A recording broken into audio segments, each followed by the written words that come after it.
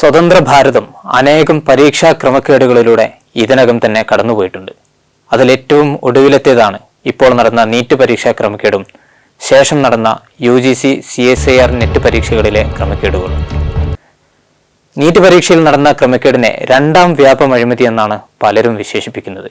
എന്താണ് വ്യാപം? എന്തുകൊണ്ടാണ് ഈ വിശേഷണം? മധ്യപ്രദേശ് പ്രൊഫഷണൽ എക്സാമിനേഷൻ ബോർഡ് അഥവാ മധ്യപ്രദേശ് വ്യാവസായിക പരീക്ഷാ മണ്ഡൽ എന്നതാണ് വ്യാപം കൊണ്ട് അർത്ഥമാക്കുന്നത്. മധ്യപ്രദേശിലെ വിവിധ പ്രവേശന പരീക്ഷകളും മധ്യപ്രദേശ് PSC നടത്താത്ത തസ്തികകളിലേക്കുള്ള പരീക്ഷകളും നടത്തുന്ന ഏജൻസി.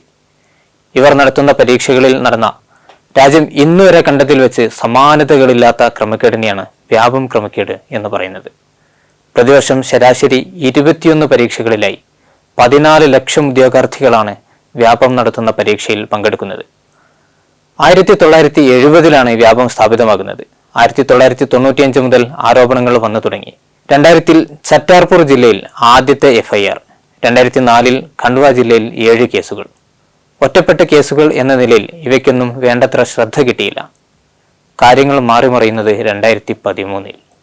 നിരവധി രാഷ്ട്രീയക്കാരും ഉന്നത തലങ്ങളിലുള്ളവരും അല്ലാത്തവരുമായ ഉദ്യോഗസ്ഥരും ഇടനിലക്കാരും പരീക്ഷാർത്ഥികളും തുടങ്ങി വലിയൊരു വിഭാഗം തട്ടിപ്പിന്റെ ഭാഗമായി. സ്കാം പുറത്തു കൊണ്ടുവന്നത് 3 ചെറുപ്പക്കാർ: ഡോക്ടർ ആനന്ദ് റായ്, ആശിഷ് ചതുർവേദി, പ്രശാന്ത് പാണ്ഡെ.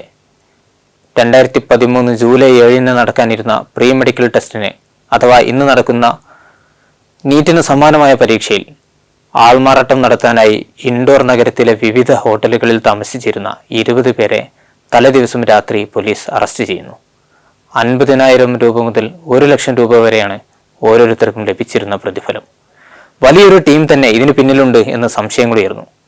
ജഗദീഷ് സാഗർ എന്നയാളുടെ നേതൃത്വത്തിലുള്ള വലിയൊരു റാക്കറ്റിനെ അന്വേഷണത്തിന്റെ ഭാഗമായി പിടികൂടി. ഇതോടെ ക്രമക്കേടിന് വലിയ വാർത്താ പ്രാധാന്യം ലഭിച്ചു. ജഗദീഷിന്റെ കയ്യിൽ നിന്നും 317 കുട്ടികളുടെ പേരടങ്ങിയ ലിസ്റ്റ് പിടിച്ചെടുത്തു.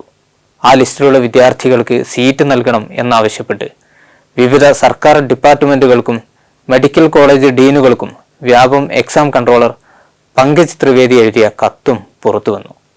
അതുവരെ ചിത്രത്തിലില്ലാതിരുന്ന ഇദ്ദേഹവും ഇതോടെ അറസ്റ്റിലാകുന്നു. അന്വേഷണം തുടർന്നു. ക്രമക്കേട് ഈ പരീക്ഷയിൽ ഒതുങ്ങി നിൽക്കുന്നില്ല എന്നായിരുന്നു സ്പെഷ്യൽ ടാസ്ക് ഫോഴ്സിന്റെ കണ്ടെത്തൽ.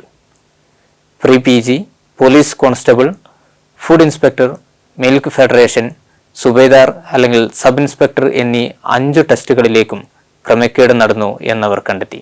സ്കാമിന്റെ വ്യാപ്തി മനസ്സിലാക്കി 2014 നവംബർ 26 ഹൈക്കോടതി പ്രത്യേക അന്വേഷണ സംഘത്തെ നിയോഗിച്ചു. SIT 125 കേസുകൾ അന്വേഷിച്ചു. ഇടനിലക്കാർ പലരും വലയിലായെങ്കിലും കാര്യങ്ങൾ അതിനപ്പുറത്തേക്ക് പോയില്ല. ഉന്നതർ പലരും പുറത്തുനിന്നു.